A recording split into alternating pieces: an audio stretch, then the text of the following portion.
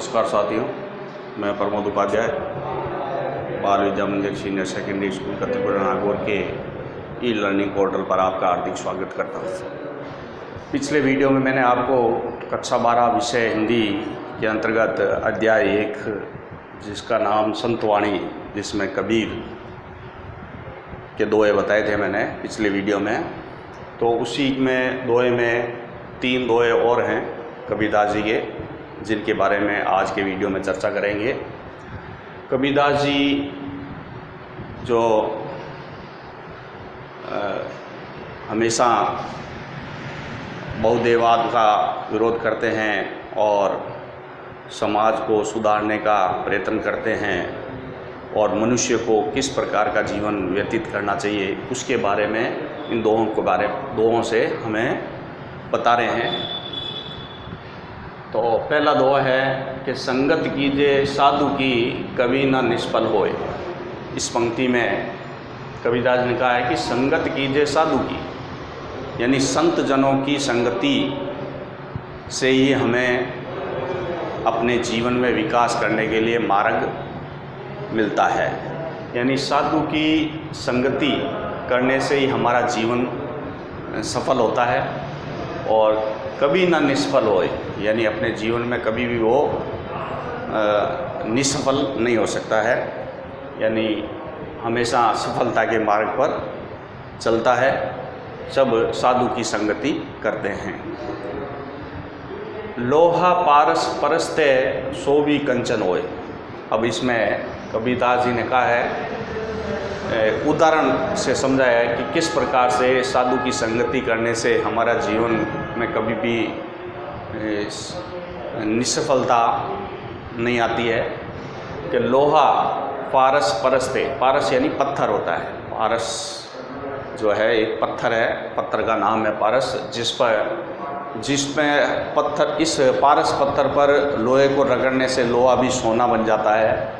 तो वो बताया कि लोहा पारस परस्ते है, परस्ते यानी स्पर्श करने से, परस यानी स्पर्श करना, कि पारस पत्थर से लोहे को स्पर्श करते हैं या उस पर रगड़ते हैं तो लोहा भी सोना बन जाता है। सो भी कंचन होए, कंचन यानी सोना, यानी जिस प्रकार से पारस पत्थर के द्वारा लोहे को रगड़ने से लोहा भी सोना बन जाता है, उसी प्रकार साधु की संगति करने से, साधु संतों की संगति करने से हमारे काम निष्फल नहीं होते हैं। हम जीवन में आगे से आगे बढ़ते रहते हैं और हमारे काम सफल होते रहते हैं। इस प्रकार से कबीरदास जी ने इस दोहे के माध्यम से हमें बताया है। आगे है दूसरा दोहा, मारिए आशा सांपनी जिन रसिया संसार। इस पंक्ति के माध्यम से कबीरदास जी कह रहे हैं कि मारे आशा सांपनी जिन रसिया संसार, यानी संसार में लोग जो हैं सभी बेचैन और व्यतीत हैं और व्यतीत होते जा रहे हैं। यानी ये सांप रूपी जो संसार है, यानी संसार में जो मोह माया का जाल बिछा हुआ है, तो वो लोगों को क्या कर रहा है, डस रहा है, यानी लोगों को बेचैन कर रहा है, व्यतीत कर रहा है। तो मारे आशा सांपनी जिन रसिया संसार, इस संसार रूपी माया जाल में हमें फंसना नहीं है और इससे डसने से पहले ही हमें उसको छोड़ देना है, यानी माया जाल में लोभ नहीं करना है, उसको त्याग देना है। ताकि औसत तोष है ये गुरु मंत्र विचार, यानी गुरुओं ने मंत्र दिया है कि इस जो आशा रूपी सांपनी रसिया संसार, यानी जो व्यथा है मनुष्य के लोगों, सभी लोगों की संसार के अंदर जो बेचैनी है, उसको, उसकी दवा क्या है, औषध। औषध यानी दवाई, तोष यानी संतोष है, यानी लोगों को, संसार के सभी लोगों को संतोष करना चाहिए।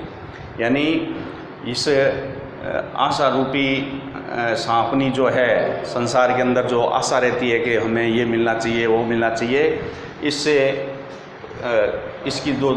दूर होने की जो दवा है वो है संतोष। तोष यानी संतोष, यानी हमें अपने आप में संतोष रखना चाहिए। ये गुरु का मंत्र है, ये गुरु का विचार है, साधुओं का विचार है कि हमेशा मोह माया जाल से अगर बचना है तो हमें संतोष रखना पड़ेगा अपने जीवन के अंदर। तो इस प्रकार से ये कबीरदास जी ने इस दोहे के माध्यम से ही बताया है कि मनुष्य को हमेशा त्याग की भावना रखनी चाहिए, मोह माया जाल में नहीं फंसना चाहिए, हमेशा अपने जीवन में संतोष की भावना रखनी चाहिए। तो इस तरीके से ये दोहे में बताया गया है। तीसरे दोहे में लिखा है कबीरदास जी ने कि कागा काको दन हरे, कोयल काको देत, मीठा शब्द सुनाए के जग अपनो कर लेत। इस दोहे के माध्यम से कबीरदास जी कहते हैं कि हमेशा मनुष्य को मधुर वाणी का प्रयोग करना चाहिए। मधुर मीठे स्वर बोलने से ही व्यवहार अच्छा बनता है और लोग ज़्यादा संपर्क में आते हैं। तो उदाहरण इसमें बताया है कि कागा काको धन हरे, यानी कौवा किसका धन को अपहरण कर लेता है या धन को खा लेता है। कोयल काको देते, और कोयल किसको कुछ दे देती है या किसी को कुछ धन दौलत देती है। ऐसा भी नहीं है, कोयल ना तो किसी को धन दौलत देती है और कौवा जो है किसी का धन नहीं हर सकता है। मीठा शब्द सुनाए के जग अपनों कर लेते, लेकिन कौवा की वाणी जो होती है वो कड़वी होती है और कोयल की जो वाणी होती है वो मधुर होती है। तो कौवा जो होता है वो किसी का धन नहीं हरता है, किसी को हानि नहीं पहुंचाता है, लेकिन कोयल किसी को भी कुछ नहीं देती है। लेकिन उसकी जो मीठी वाणी है, उसकी मधुर आवाज़ जो कोयल की है, तो मीठा शब्द सुनाए गए जग अपनों कर लेते, यानी कोयल जो है अपनी मधुर वाणी से, मीठे स्वर से सबको अपने आत्मा में ले लेती है, यानी आत्मा में, उनकी आत्माओं में खुशी भर देती है और इसी प्रकार वह अब पूरे संसार को अपनी ओर खींच लेती है अपनी मधुर वाणी से। तो इसी प्रकार कबीरदास जी कहते हैं कि मनुष्य को भी मधुर वाणी का प्रयोग करना चाहिए और मीठी वाणी बोलनी चाहिए। ठीक है, तो इस तरीके से कबीरदास जी ने इन दोहों के माध्यम से मनुष्य को ये भी कहा है कि हमेशा संसार के साधु संतों, ये संसार में जो भी साधु संगति है, साधुओं के साथ संगति करने से ही हमारे जीवन में सफलता हासिल होती है और हम सफलता के मार्ग पर चलते हैं। और संसार में जो माया जाल जो बिछा हुआ है, उसमें माया जाल जो है वो लोगों को डसता है, तो उससे दूर रहने के लिए हमारे अंदर संतोष होना चाहिए।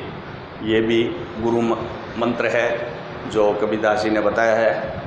और मनुष्य को हमेशा मीठी वाणी का प्रयोग करना चाहिए, मधुर आवाज़ और मधुर स्वर निकालने चाहिए।